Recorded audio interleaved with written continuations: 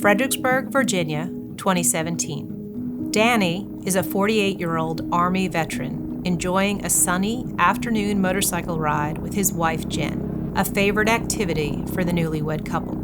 Without warning, an oncoming car crosses the double yellow line into their lane. It's too late to react. Danny's left leg impacts the driver's side door, shattering his knee and nearly severing the limb. As an experienced rider, he immediately knows his injuries are dire. He pulls his belt from around his waist and uses it as an improvised tourniquet to stop some of the blood loss. This incredible act likely saves his life. The couple is airlifted to the hospital, where doctors perform an emergency amputation above his knee. Over the next year, the couple recovers from their injuries and Danny is fitted with a prosthetic, but his life has been changed permanently. The active, outdoor lifestyle that they once enjoyed fades away. Danny's mobility is limited. He struggles with depression and suffers constant phantom pain from a leg that no longer exists.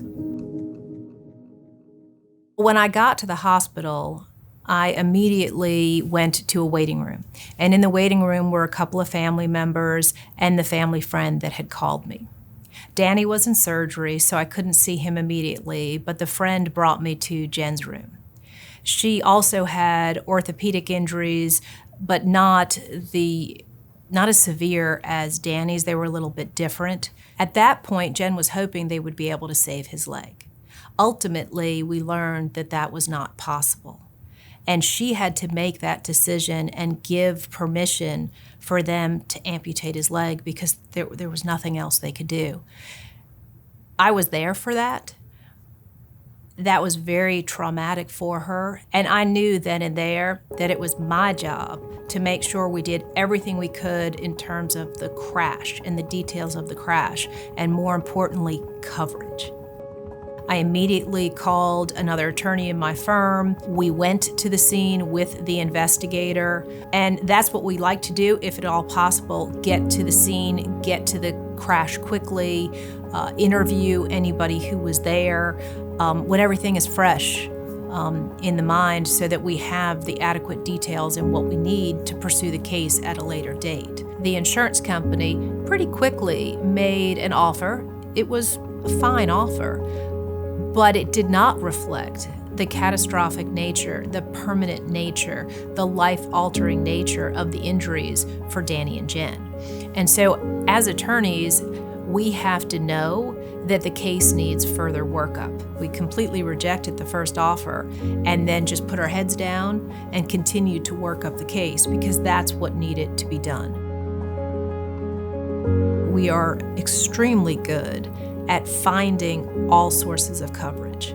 And in this case, we wanted to make sure that we didn't have just the primary level of coverage, but we had any umbrella policies because that's what was best for Danny and Jen. We also continued to monitor the medical care, both mental and physical, that Danny and Jen were enduring, as well as their return to work aspects. It also included home modifications. Stairs were very difficult for them, especially in the beginning, and we were aware of these things and prepared for these things and needed to make sure that any settlement reflected all aspects of their respective injuries. Danny and Jen's job was to focus on getting better.